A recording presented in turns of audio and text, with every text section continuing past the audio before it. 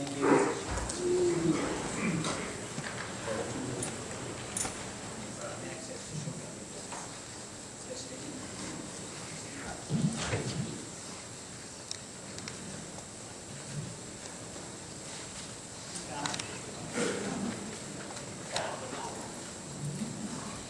Members of the board, good evening. My name is Kenneth Crystal.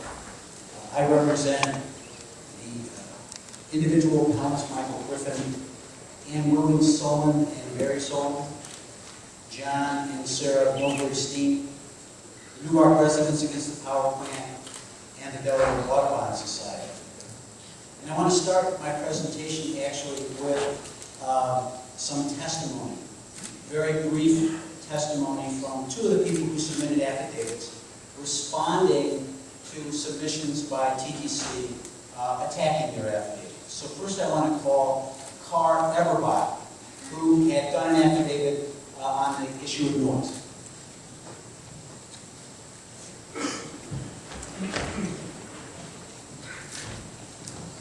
Good evening. Would the witness please, for the record, state his name and spell it? Yes, my name is Eric Carr Everbach. Eric is spelled E-R-I-C-H. Carr is C-A-R-R. Everbach is E-V-E-R-B-A-C-H. Thank you very much. Do you swear that the testimony you're about to give is the truth, the whole truth, and nothing but the truth, so help you God? I do. Thank you. You may proceed, Mr. Crystal. Thank you. Mr. Everbach, where are you currently employed? I am a professor, a tenured professor at Swarthmore College. I'm also chairman of the engineering department there. Did you prepare the affidavit, which is Appellants Exhibit 25, describing your sound studies around TDC's proposed power plant site? Yes, I did. Have you reviewed TDC's filings on the issue of noise, including the document from Cindy Sheepek of Hillis Carnes regarding a sound study done by seismic surveys? Yes, I have. Are there any industry standards that one should follow when conducting a sound survey? Yes, this is important. For acoustic measurements of noise, the American National Standards Institute, ANSI, promulgates consensus standards to recognize methods and calibration methods for measuring noise. Those are required for good practice in acoustic noise measurement. When you did your noise studies, did you follow the ANSI standards? Yes, rigorously. Based on your review of TDC's filings and the other information you have on the sound study done by them, can you tell if those industry standards were followed by the seismic survey people who were doing their sound study? The documents presented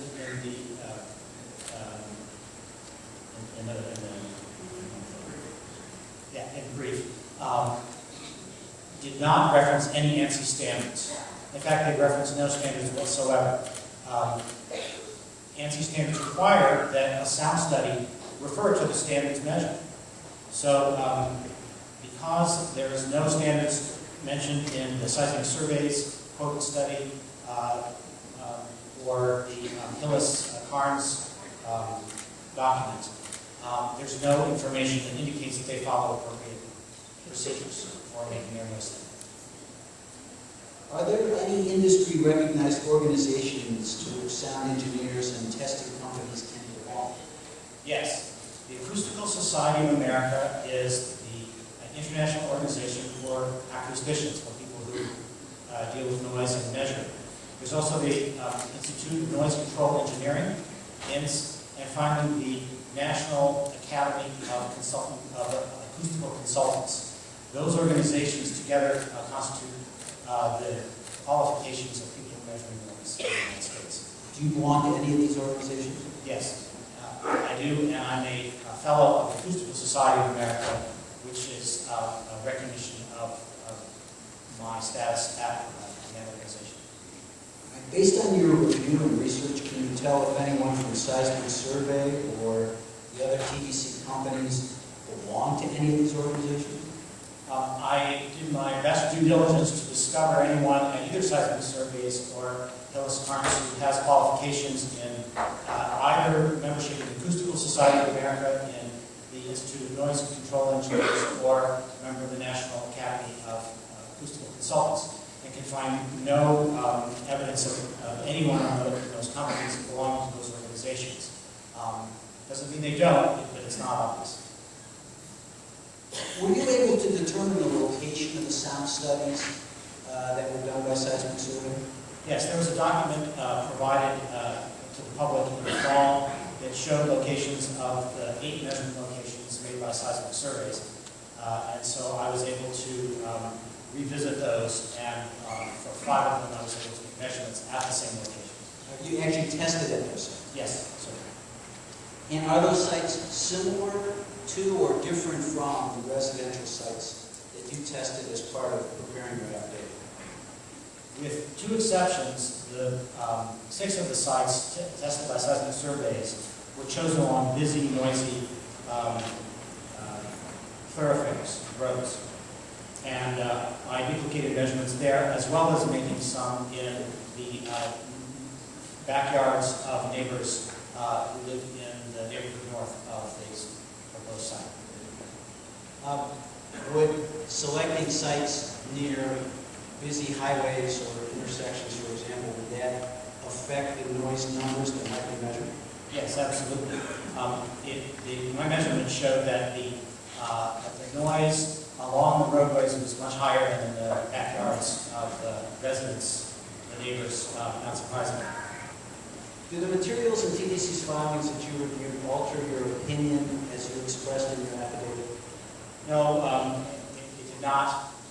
It is clear that measurements of noise made along busy roadways would tend to increase the measurements of the ambient background noise and relative to what neighbors would experience in their homes or yards. I thank you, Professor Everbach. I have nothing further. I have one brief one. And I'm very sorry for this. I realize your statutes, but did any third party, calibrate your equipment? Yes, Okay. absolutely. It's required by ANSI standards. I think that it would be surprised to answer this witness for reasonable. Mr. Crystal, calling live witnesses was not something that we had contemplated when we put together the stipulation. And so in the interest of fairness, I think if the other parties would like to ask this witness any question, they would be allowed to do so, provided that it would subtract from their remaining time, and it would not subtract from your time.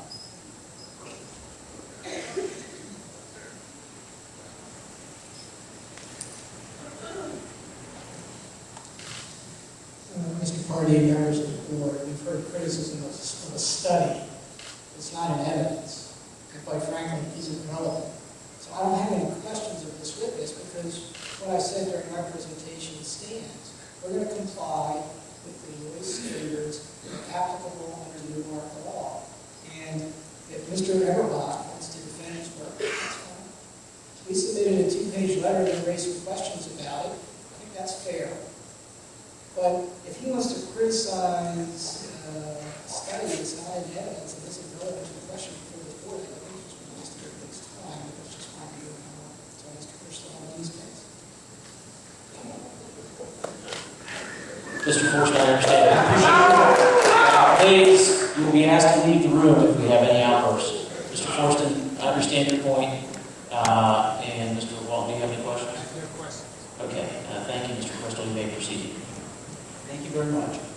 The other witness that I wanted to call was Afton, Clarke-Sather.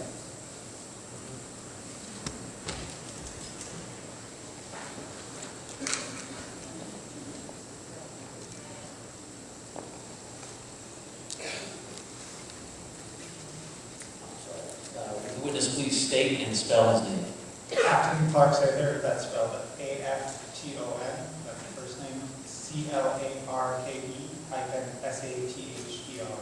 Thank you very much. Do you swear that the testimony you are about to give is the truth, the whole truth, and nothing but the truth, so help you God? I do. Thank you, Mr. Crystal. You may proceed. Thank you. Mr. Clarke-Sather, where are you currently employed? I'm an assistant professor of geography at the University of Delaware. And you prepared the affidavit that is Appellants Exhibit 20 describing property value effects of the TDC power line. That is correct. Have you had an opportunity to review the response to your affidavit contained in TDC's March 14 filings? I have. I want to focus on some of the criticisms that TDC and Mr. Boyd, or Afton, raised. The first is that the Lucas Davis article and methodology that you used excluded cogeneration facilities. What does the Davis article say about cogeneration facilities? Cogeneration facilities were excluded in the Davis article because they tend to be associated with other industrial uses that have an equal or greater dissemination. An example of this would be the cogeneration facility at Delaware City Refinery. Chemical plants, oil refineries, steel mills, this tends to be where you see them in grid data structure that you use is the grid data. It was logical to exclude them. If a power plant is located with something that isn't one of those industrial type operations, can the power plant still adversely affect property values? If a power plant is co-located with something that would have no dissemination, you would expect it to still reduce property values, yes. Another TDC criticism is reference to things like fly ash, and uranium and thorium and truck traffic all related to coal. How many plants in the Davis study were natural gas-fired facilities like TDC proposes? The study consisted of 92% gas-fired facilities similar to DC's, and the median size was 384 megawatts, which is on the same order as TDC's. Now, another thing that TDC referenced was positive effects, like increased tax revenues that might come from having the power plant. Did the Davis study take the positive impact from power plants into account in calculating these property value effects? Because the Davis study was based on empirical evidence from 92 power plants that opened, every one of these power plants had employees, every one of these power plants paid taxes. So those effects, those positive effects are baked into the analysis. They were mitigating effects, and Davis actually looked for evidence of what are called spillover effects related to those. Where you would expect an uptick in property values of the far away. We didn't find that evidence, but it was something he was very acutely aware of. One of the other things that was raised by TDC is that the plants in Davis' study were in rural locations. Does the Davis study apply only to rural power plants? Well, most power plants were sited in more rural areas. It included quite a spread. He said that some were in relatively urbanized areas as well.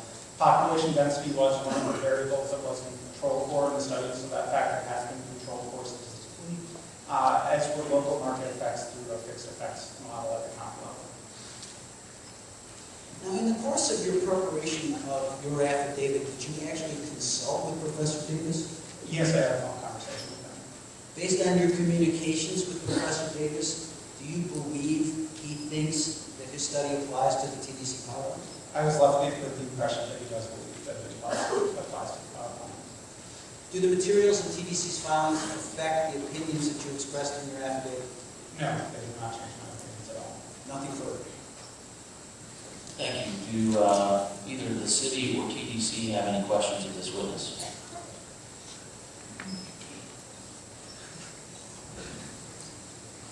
Mr. Clarke-Sather, thank you for being here tonight. Just so we're clear, you're a professor of geography? Yes. So you're not an empirical? No. And you're not an economics professor? I do work with economic elements. But you're not an economics professor? I am not a professor of economics. This was a spatially explicit model, however. You're not an evaluation expert? I am an evaluation expert of certain Evaluation things. expert, not evaluation. Evaluation, I do not specialize in evaluation. And for your affidavit, did you do any study of the residential housing market in the Newark area? The data that I used were based on the census data from the American Community Survey from 2012. That is why we view as a sufficient and most often used data source. I'm not asking about the source, I'm just asking you, how did you pick, for example, the three houses? Did you look at houses before price were closed, after price were closed? Three houses were homes and two houses. That's how those And houses. so as I read your affidavit, then you picked three houses, and you said they're so far from the site, and Yes. So it was a mechanical application of the paper to 3 houses based on what was in the ground. It was, one portion was that, one was the broader 3D deployment class. And are you familiar at all with the site plan for the data center facility? Insofar as I evaluated it for locating the center to make a geographical abstraction from the site. Mr. Forsten, I'm sorry if I could just interrupt briefly. The court reporter is having trouble picking up some of this. If both of you could be a little more careful about speaking directly and loudly into the microphone, thank you. I apologize. Did you review the site plan for the facility? Yes, I did. And what did that site plan show you? It showed 3 emission sources. There were smokestacks associated with a 7 or 7 engines. There were smokestacks associated with turbines, and there were smokestacks associated with cooling towers. I'm going to show you what was attached as Exhibit 18 to our document, and our documents on Sunday was, I forgot to give, but I'll give the court reporter, have marked as Exhibit 1. Thank you. Have you seen an aerial photograph before? It does look familiar, yes. And, can I have that for a second? So, based on this aerial photograph, do you believe that any of the residences will be able to see the cogeneration facility? Without performing a sightline analysis, which can be very easily done in a geographic information system, I cannot make that judgment. So you don't know? Not something I consider. I don't have any further questions. Thank you, Mr. Forsten. Please hold your applause. Mr. Walton, do you have any questions? I do not. Okay, thank you, Mr. Forsten and Mr. Walton. Mr. Crystal, you may proceed. Now what I would like to do is sort of summarize what we believe our positions are. And in order to do that, I have prepared